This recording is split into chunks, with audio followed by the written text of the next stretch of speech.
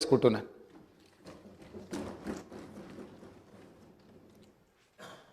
శ్రీ మల్లు బట్టి విక్రమార్క.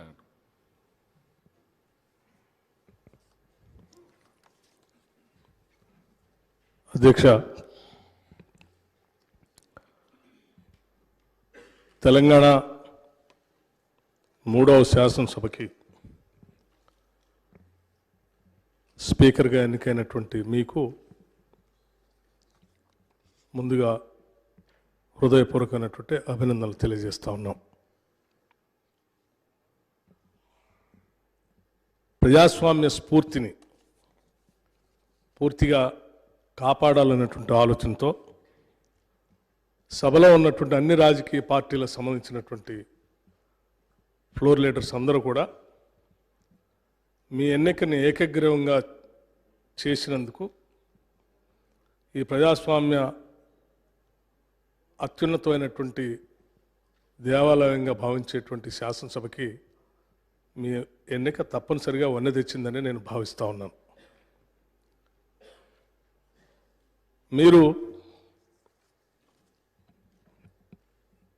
వెనకబడినటువంటి ప్రాంతం నుంచి కాకుండా సమాజంలో ఉన్నటువంటి అత్యంత పేదవాళ్ళ సమస్యలన్నీ తెలిసినటువంటి వ్యక్తిగా 3 సార్లు శాసనసభకి ఎన్నికైనటువంటి వ్యక్తిగా స్థానిక సంస్థల నుంచి ప్రాతినిధ్యం వహించినటువంటి వ్యక్తిగా మీ శాసనసభ స్థానం తప్పనిసరిగా ఈ సభలో ప్రజల సమస్యలపైన లోతుగా చర్చించడానికి పెద్ద ఎత్తున ఉపయోగపడుతుందని మేమందరం భావిస్తున్నాం, ఆశిస్తున్నాం కూడా.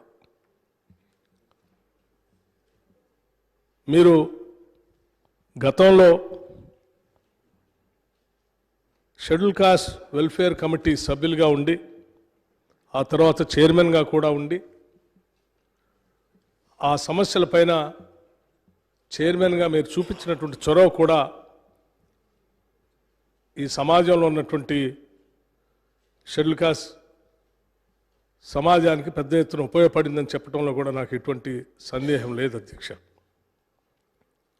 అలాగే మీరు గతంలో హ్యాండ్లూమ్ మంత్రిగా పనిచేసినప్పుడు చేనేత కార్మికుల యొక్క బాధల్ని అర్థం చేసుకొని వాళ్ళకు ఉన్నటువంటి లోన్లని మీరు ప్రత్యేక చొరవ తీసుకొని మాఫీ చేయించడం కోసం మీరు చేసినటువంటి ప్రయత్నం కూడా ఈ సమాజంలో ఇబ్బందుల్లో ఉన్నటువంటి ప్రజలపైన మీకున్నటువంటి మనసుకి స్పష్టంగా అర్థం పడుతూ ఉంది. మీలాంటి వ్యక్తులు ఈ శాసనసభ స్థానానికి సభాపతి కావటం ఈ సభలో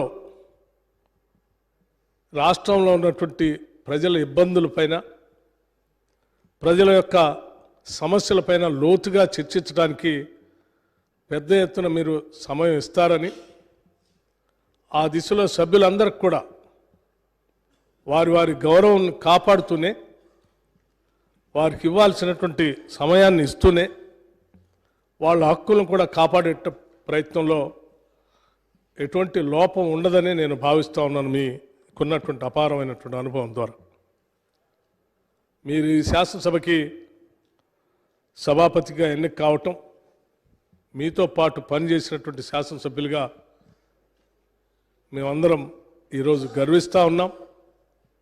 మీరు సభాపతి స్థానంలో కూర్చొని ఈ రాష్ట్రం ఎన్నో కోరికలతో, ఎన్నో ఆలోచనలతో, ఎన్నో కలలతో తెచ్చుకున్న తెలంగాణ రాష్ట్ర భవిష్యత్తు కోసం ఈ రోజు నుంచి జరిగేటువంటి ఈ శాసనసభ సమావేశాల్లో చర్చలు అర్థవంతంగా ప్రజల సమస్యల్ని పరిష్కారం చేసేటువంటి దిశగా మీరు సలహాలు సూచనలు ఇస్తారని, ఆ దిశలోనే ఈ సభని ముందు నడుపుతారని ఆశిస్తూ మీ ఎన్నికకి సహకరించినటువంటి